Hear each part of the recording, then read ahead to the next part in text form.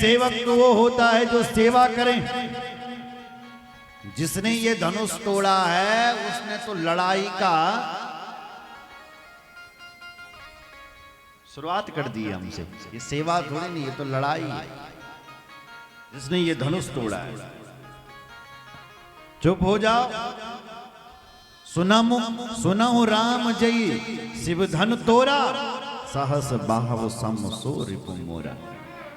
राम ध्यान से सुनो, वो मेरा सेवक नहीं जिसने ये धनुष तोड़ा, वो तो सहस्त्र बाहु के समान मेरा शत्रु है जिसने ये धनुष तोड़ा। बस ये बात कहनी थी, तुरंत लखनलाल जी आए। सुनी मुनि बचन लखन मुस्काने। अरे सुनिए मुनि बचन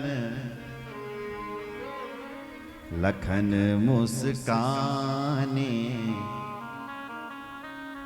बोले परसु धरहि अपमाने। लक्ष्मण लाल जी हंसते हुए बोले कि हे महाराज, इस धनुष पर तुम्हारी इतनी बड़ी ममता क्यों है? क्योंकि हमने तो बचपन में ऐसे बहुत सारे धनुष तोड़े हैं।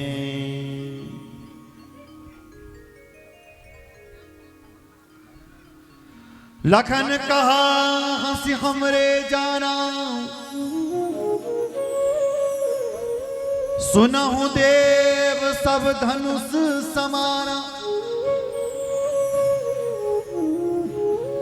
लखनलाल जी बोले हमने तो जैसा ये धनुष है ऐसे न जाने कितने धनुषों को तोड़ा है। परशुराम जी बोले जैसा तेरा धनुष है ये ऐसा धनुष है क्या?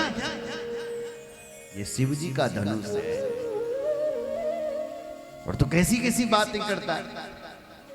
लखनलाल जी हंस करके बोले इसको तोड़ा नहीं है, वो तो हमारे रघुनाथ जी यहां से निकल रहे थे तो उन्होंने इस धनुष को छुआ है केवल, और छूते ही ये टूट गया।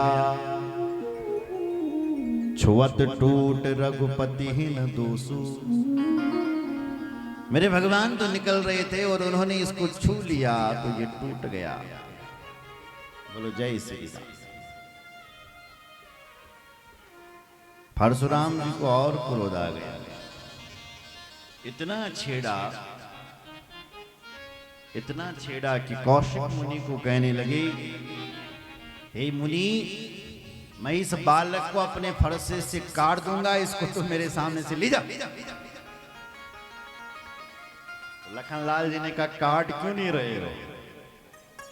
लेकिन परशुराम जी अपना फरसा उठाते हैं मारने के लिए, लेकिन फरसा ने काम करना छोड़ दिया। महाराज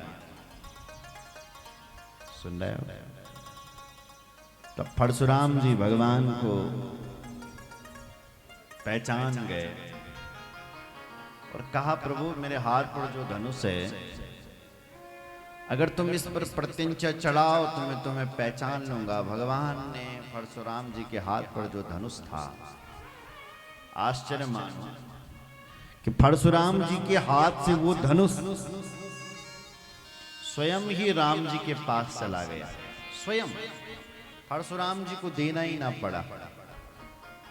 आश्चर्यचकित हो गए परशुराम जी, मेरा धनुष जो जड़ था वो कैसे इनके पास गया, और मेरा हाथ जो चैतन्य था ये जड़ कैसे बन गया? मतलब मैं अपने हाथ से ही लखन को मारना चाहता हूं, लेकिन जो हाथ बल काम है ना कर लगी। और मेरा जो ये धनुष जड़ है जिसको उठाना पड़ता है, ये धनुष अपने आप चल लगी। इसका मतलब राम वो है जो जड़ को चेतन कर सकते हैं और चेतन को जड़ कर सकते हैं। बोलो जय श्री राम।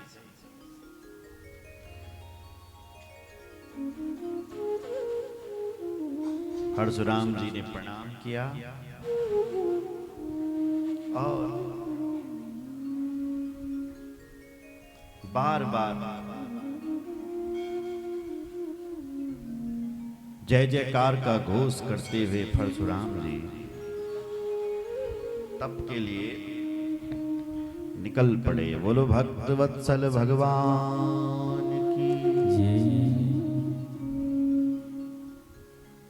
देत चाप आप्यों चल गयों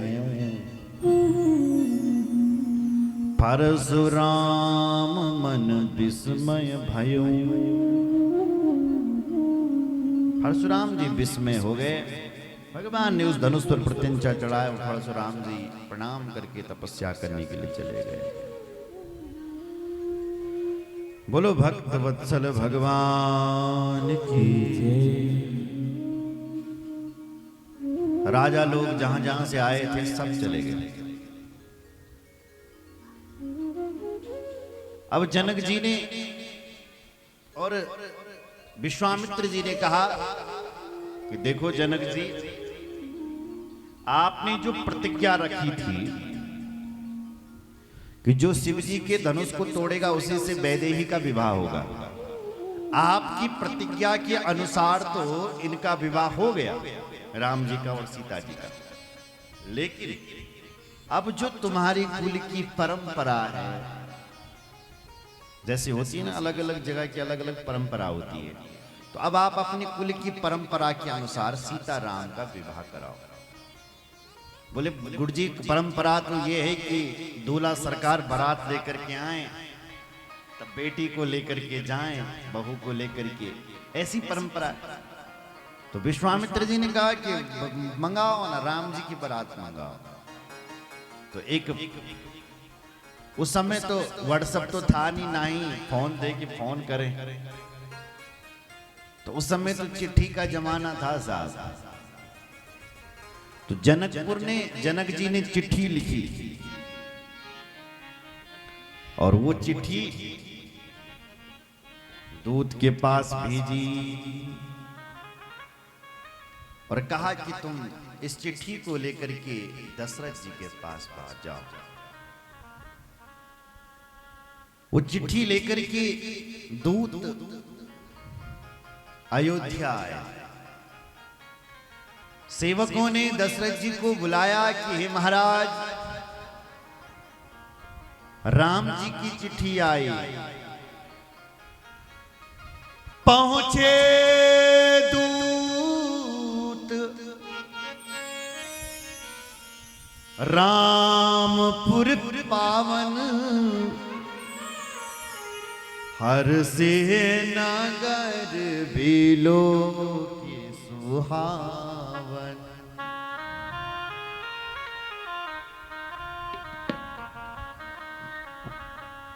पहुंचे दूत रामपुर पावन, पहुंचे दूत रामपुर पावन। पहुंचे दूत रामपुर पावन, पहुंचे दूत रामपुर पावन। हर से नगर बिलो की सुहावन, हर से